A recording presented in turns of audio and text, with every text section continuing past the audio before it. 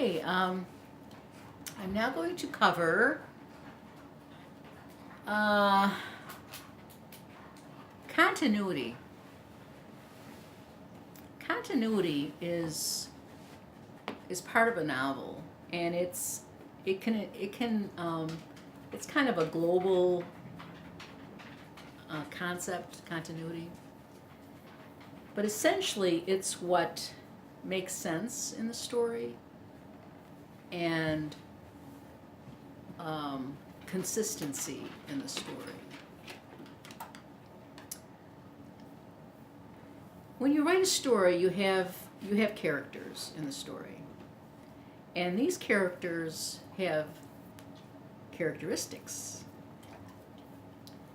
Now, if you're like a lot of people, or me, you start a story, you have a great idea, and you start writing, and you're getting really into it, and then life gets in the way, and you put it down, and 3 years later, you're going back to it. You haven't touched it. And so you're reintroduced to your characters and your situation. And now, if some people have comprehensive character sketches that they can refer to, but I don't do that. I don't do character sketches. But there's a way of getting certain characteristics of your character in a very easy way that if you go back to a book in 2 months or 2 years or 2 decades, which does happen, you can still kind of walk in and know and get oriented right away. This is to avoid things like your character having blue eyes in the first chapter and brown eyes in the second chapter, being 5'3" in one chapter and 6'7" in another chapter. This is to avoid those kind of issues that the continuity was broken in the story. It happens with a lot of things in a story. So one of the ways, I'm just telling you what some of the things I do. For me, I have, go on. You want to go up? Go up. So for me, I have, so a character, so let's say a character, and let's say a character is my main character, and he's a tall guy. He's kind of always likes to dress a certain way, and parts his hair on the side, and it's kind of old school and all this. And rather than write all that down, what I do is I think of someone either I know or someone I know of. Like, I'm thinking specifically of characters. A lot of time, like for instance, this guy was in my mind a character that is one of my protagonists. I always thought of him as Cary Grant. So when I thought of him as Cary Grant, I just said Cary Grant. And then when I think of Cary Grant, I always, no matter if it's 1994 or 2019 or 20, I still think when I think of Cary Grant, I still think of the same attributes of Cary Grant. So that's one thing you can do. You could do it with someone you know, Uncle Joe or Aunt Mary, or it could be your child, or it could be anybody. So if you have this visual sense of who they are, you don't have to think too much about. You don't have to write anything down, just their name, just the name of the person that person's similar to. And you can even take the characteristics that of that character and use that. Now that will provide you with continuity. So if you do step away for a while, you can jump back in and pretty much have that character so you can keep it intact. You can do that with any character. Okay, more continuity in a story is setting. If you're going to make up a setting, or if you're going to put your setting of your story in Hawaii and you've never been to Hawaii, and you do research and you think of things and you put it in there, I mean, that's fine. But that's a lot to remember. And then you also have to go back maybe and do more research. Or if you just kind of think that what you remembered was right when you thought of Hawaii, that's harder to do than if you just pick a venue that you're very familiar with. There is no reason why you can't have your story in the town where you live or a place that you know well. Uh, Picking a place you know well, you can immerse yourself in that place by just going there, or you can just think of the place if you know it well, that you can just go there, and you'll get all the sights and the sounds and the tastes and the smell and all the sensory details will be very vivid in your mind, and you can translate that to the story and then to the reader. So that's a big part of continuity. Can coalesce when you pick a venue that you know very well. Then there's the continuity of time. There's a time continuity, the time continuum, and that's interesting. And that kind of depends on your genre, I think, as far as time. Now, I write mysteries. For me, timing is everything because I have to know where all the characters are when the murder happens, because I have to set up red herrings and alibis and all kinds of things. So timelines for mysteries are really critical. And you got to get a handle on that timeline way in the beginning. Otherwise, you're going to have one big mess on your hands. So, I mean, you can be following your major protagonist, your protagonist through the story, but you have to know where everyone else is during that storyline. It's not written down, but you have to know where they are and what's going on in that time frame to make the story make sense. Now, if you're writing a romance, you don't have to worry so much with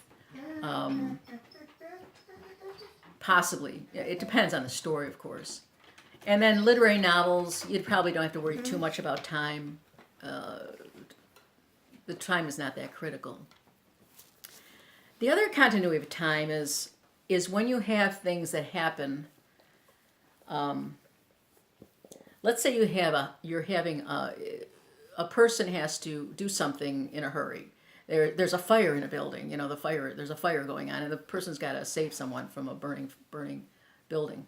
Well, time-wise, you know, he's not gonna be able to go home and or do something that's going to take more than a few seconds.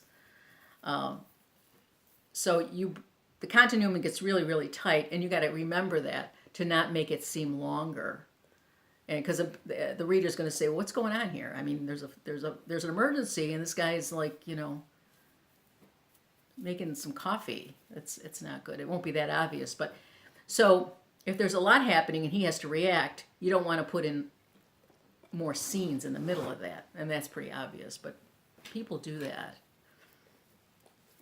Time continuum is the other thing with the time continuum is like the how long does your story take in the book? Is it several years? Is it a couple months? Is it a couple weeks? Is it a couple days? Is it one day? That makes a difference in how you tell the story as well. And you have to pay attention to that. Now, a story that's told in one day is interesting because, and there are stories that are told in one day, I can't think of any, but it's one day in the life of. It was that Brown book, the one that had can't think of the name. It was very popular. Dave Brown. It was a murder mystery. It's about Mary Magdalene, and I can't remember that. But anyways, the first, I don't know, was it the first 100 pages was all the evening in Paris in the Louvre. It was a whole. It was really a whole like 100 pages on the Louvre for like 2 or 3 hours before they found the body. And that was really good. So that was really, really pretty good. So that was really elongating the time. So there's a lot of issues you do with time, and you have to be aware of time in your novels, especially if it's not, especially if it's certain genres. You have to be very aware of time frames. When I read a book, like I read a book not too long ago, and I read it, and in about chapter 4 or 5, the character had different eye color. And I said, oh, I caught something. I mean, the readers will catch it right away. And I was going to go back to see if I was right, but then I didn't want to bother. So, but I mean, something is inconsequential as eye color will throw a reader off and will displease the reader. So it's silly things like that you just have to keep track of and kind of watch out for.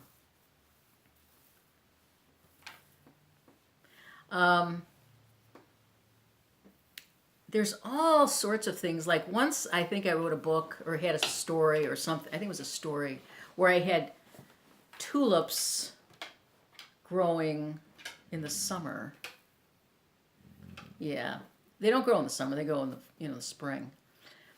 So it's important, if you want to write, just use what you know. What you know well. If you know gardening, put gardening in there. If you know whatever you know, put it in there because then you won't be wrong. But if you're going to start talking about things you don't know, and you can do the research, but I could have done the research on the tulips and just said, well, tulips are so pretty. They're in Holland. Oh, I know all about tulips, and then put them in the summer as a summer flower. I mean, that's going to be, it's a minor thing, but it doesn't. Doesn't work. So continuity is an issue in writing. The readers will pick it up right away, and that's why you have to really know your genre. A lot of times in historical fiction, I've known a lot of writers that have kind of messed up in a lot of ways with historical fiction, either by the language they used or by the different flora or fauna they used that wasn't around at that time. So historical novels, you really have to know a lot about that time period to write believable stories, because the readers will know. As I said a long time ago, or not a long time ago, it had to be in the last month or so, you have to respect your reader, and your readers know a lot. And the minute you think your readers don't know a lot, you're going to get screwed, because they're going to see it, they're going to read it, and they're not going to be happy about it. So understand your genre, know your genre, know your get a time frame down, know your venues, know your settings. Use what you know. Don't try to rediscover the wheel, because that'll be a problem. That's all I got to say today. Write what you know. I think I've heard that before. Was that me that said that, or was that someone else? Have a great day.